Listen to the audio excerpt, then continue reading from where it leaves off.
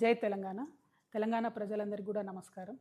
మన రాష్ట్రంలో ఉండేటటువంటి పేద మధ్యతరగతి ప్రజలకు విద్యనే ఖచ్చితంగా వారిని వారి పేదరికం నుంచి బయటపడేసి వారి జీవితాలని అత్యున్నతంగా తీర్చిదిద్దుకోవడానికి పనికొస్తుందని మనందరం కూడా మన పిల్లల్ని ఒత్తిడి పెట్టి ఏదో ఒక విధంగా మన పిల్లలు చదువుకోవాలని ప్రయత్నం చేస్తూ ఉంటాం.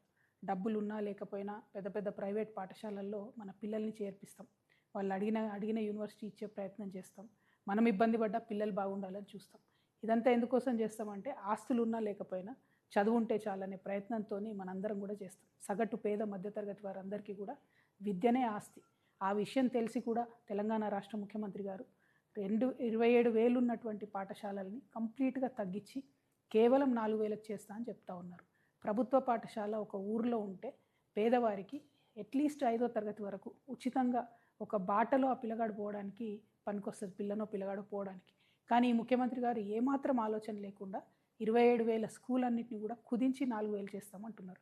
అంటే ఇప్పటి వరకు ఊర్లలోకి ప్రైవేటు ప్రైమరీ పాఠశాలలు రాలేదు. ముఖ్యమంత్రి గారు తీసుకున్న ఈ నిర్ణయంతో ఇప్పుడు ప్రతి చిన్న ఊర్లో కూడా ప్రైవేట్ వాళ్ళు పాఠశాలలు 1 నుంచి 5వ తరగతి పెట్టే పరిస్థితి వస్తుంది. అన్నిటికన్నా ఎక్కువ ఏమవుతుందంటే ఆడపిల్లల చదువు మాత్రం విపరీతమైన దెబ్బ పడుతుంది. ముఖ్యమంత్రి గారు నేను హిట్లర్ అని చెప్పుకుంటున్నాడు. మీరు హిట్లరే, కానీ హిట్లర్ కన్నా ఎక్కువ మీరు తాలిబాన్. ఎందుకంటే తాలిబాన్లు కూడా కేవలం ఆడపిల్లల చదువు మీద రిస్ట్రిక్షన్స్ పెట్టి వాళ్ళు చదువుకోకుండా చేసారు.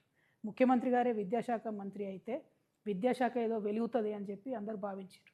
కానీ అడుగడుగున అబద్ధాలు. ఇప్పుడు మీరున్న 27,000 పాఠశాలల్ని 4,000 పాఠశాలలకు చేస్తే ఇప్పుడు ఉన్నటువంటి ఉపాధ్యాయులందరినీ ఏం చేస్తారు? మీరు ఈ 3 లక్షల పై చిలుకున్నటువంటి ఉపాధ్యాయులందరినీ కూడా తీసేస్తారా? 4,000 పాఠశాలలో అడ్జస్ట్ చేస్తారా? లేకపోతే వివిధ గవర్నమెంట్ డిపార్ట్మెంట్లకు పంపిస్తారా?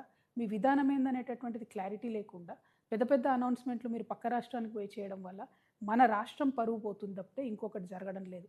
ఇంకొక విషయం, విద్యాశాఖ అనేటటువంటిది సంపూర్ణంగా అస్తవ్యస్తంగా తయారైపోయింది. ఒక సర్కస్ నడిచినట్టు నడుపుతూ ఉన్నారు ముఖ్యమంత్రి గారు. కంప్లీట్గా ముఖ్యమంత్రి గారికి ఆ శాఖ మీద పట్టుకోల్పోయిందని చెప్పడానికి గురుకులాల్లో ఇప్పటికీ కూడా పిట్టల్లాగా రాలిపోతున్నటువంటి పిల్లలు, వారి ప్రాణాలే నిదర్శనం. 100 మంది పై చిలుకు చచ్చిపోయినా కూడా కనీసం ముఖ్యమంత్రి గారికి ఒక గురుకులం పోవడానికి కానీ గురుకులాల్ని రివ్యూ చేయడానికి కానీ టైం లేవు. కేజీబీవీ టీచర్స్ పాపం 10+2 చెప్తారు.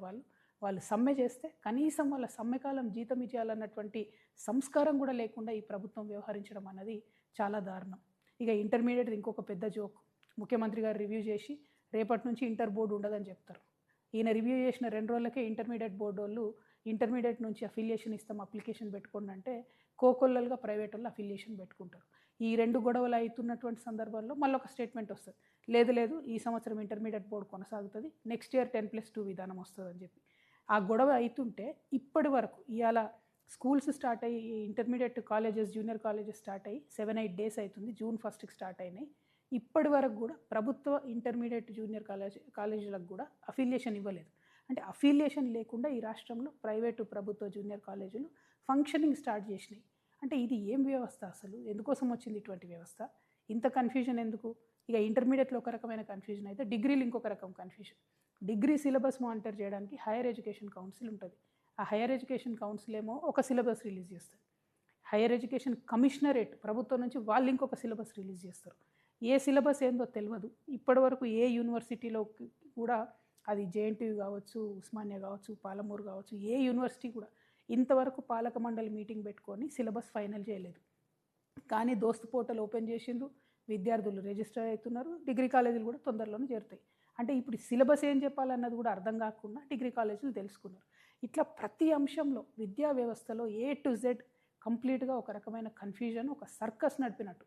అధికారులకు మిగతా వాళ్ళకు మధ్యలో వాళ్ళకు ఉన్న పంచాయతీలు, ముఖ్యమంత్రి గారికి లేనటువంటి చిత్తశుద్ధితోని ఈ కన్ఫ్యూజన్ అంతా జరుగుతున్నది. ఇవన్నీ ఒక ఎత్తు అయితే ఫీజు రియంబర్స్మెంట్ 11,000 కోట్ల రూపాయలు పెండింగ్ ఉంటే ఒక్క దమ్మిడి కూడా ఇప్పటివరకు ముఖ్యమంత్రి గారు ఇవ్వలేదు. దాంతో ఏం జరుగుతున్నది? ప్రైవేట్ డిగ్రీ వాళ్ళు స్కూల్స్ మూసేసుకుంటున్నారు, కాలేజీలు మూసుకుంటున్నారు, ప్రైవేట్ జూనియర్ కాలేజ్ వాళ్ళు మూసుకుంటున్నారు, ప్రైవేట్ స్కూల్స్ ఏవైతే చిన్న చిన్న స్కూల్స్ పాపం పేద విద్యార్థులకు చదువు చెప్తారో వాళ్ళు కూడా మూసేసుకునే పరిస్థితి వచ్చింది. ఆ భారం మోయలేకపోతున్నారు. అన్నిటికన్నా ఎక్కువ ఆ పిల్లలు, వాళ్ళ పేరెంట్స్ వాళ్ళ ఫీజులు కట్టలేక ఇబ్బంది పడుతున్నారు. మళ్ళీ నేను చెప్తున్నాను, ముఖ్యమంత్రి గారి విధానాలతో ఈ రాష్ట్రంలో ఉన్నటువంటి ఆడపిల్లలకు తీవ్రమైన నష్టం జరుగుతుంది. మగపిల్లల్ని ఏదో ఒకటి చేసి పంపిస్తారు, కానీ ఆడపిల్లలకు మాత్రం ఇబ్బంది అవుతుంది, వాళ్ళని పంపడం లేదు. సో ఈ విధంగా ఫీ రియంబర్స్మెంట్ పక్కకు పెట్టేసారు. ఇప్పుడేమో GO 7 తీసుకొచ్చి స్టూడెంట్స్కి డైరెక్ట్గా ఇస్తామని చెప్తున్నారు. స్టూడెంట్స్కి ఎట్లా ఇస్తారు? ఒక్కొక్క స్టూడెంట్కి ఇస్తామంటే ప్రైవేట్ కాలేజ్ ఊరుకుంటుందా? వాళ్ళ దగ్గర ముక్కు వెండి పెద్ద పెద్దగా ఫీజులు వసూలు చేయరా? అంటే ప్రైవేట్ కాలేజ్ వాళ్ళకు డైరెక్ట్గా ఫీజులు పెంచుకునేటటువంటి ఒక విధానాన్ని మీరు ఓపెన్ చేస్తున్నారు. GO 7ని తక్షణమే రద్దు చేయాలి. ఖచ్చితంగా ఫీ రియంబర్స్మెంట్ కూడా మీరు ఇమీడియట్గా ఇంప్లిమెంట్ చేయాలి. ఇవన్నీ ఒక ఎత్తు అయితే మేము పేరెంట్స్ తరఫున అనేక రోజుల నుంచి అడుగుతున్నాం. జూన్ మాసం వస్తుంది. జూన్ లోపల మీరు ఫీ నియంత్రణ చట్టం తీసుకురండి. ఎందుకంటే ప్రైవేట్ పాఠశాలలు 50% నుంచి మొదలు పెడితే 150% వరకు కూడా ఫీజులు పెంచినటువంటి పరిస్థితి కనపడతా ఉన్నది. హైదరాబాద్ మహానగరంలో అయితే మరీ అస్తవ్యస్తంగా ఉందని అడిగితే ఇంతవరకు కూడా ప్రభుత్వం ఫీ నియంత్రణ చట్టం మీద కనీసం డిస్కషన్ కూడా చేయలేదు. అంటే ఈ సంవత్సరం కూడా ఫీజు నియంత్రణ చట్టం లేకపోతే లక్షలాది మంది పేరెంట్స్ మీద విపరీతమైన బర్డెన్ పడుతుంది. నేను ముఖ్యమంత్రి గారిని మళ్ళీ చివరిసారిగా ఒకటే అడుగుతా ఉన్నాను. ఫస్ట్ గురుకులాలను పట్టించుకోండి. 2 ప్రభుత్వ పాఠశాలలను మూసేసేటటువంటి ప్రయత్నాన్ని మానుకోండి. ఫీజు రియంబర్స్మెంట్ డబ్బుల్ని ఇమ్మీడియట్గా రిలీజ్ చేయండి. జూనియర్ కాలేజెస్ అఫిలియేషన్ చేయండి. డిగ్రీ కాలేజ్లో సిలబస్లో ఉన్నటువంటి కన్ఫ్యూజన్ని దూరం చేయండి. అన్నిటికన్నా మించి ఫీజు నియంత్రణ చట్టాన్ని తక్షణమే ఈ మాసంలో 15వ తారీఖు లోపల స్కూల్స్ రిలీజ్ అవుతున్నాయి కాబట్టి, ఓపెన్ అవుతూ ఉన్నాయి కాబట్టి అంత లోపల చట్టం తీసుకురండి. ఇవన్నీ చేయకుండా విద్యను నాశనం చేసేటటువంటి ప్రయత్నాల్ని మానుకోండి. విద్యను నాశనం చేస్తే భవిష్యత్ తరం తెలంగాణ దెబ్బతింటుందనే విషయాన్ని చిత్తశుద్ధితో గమనించాలి. Thank you. జై తెలంగాణ.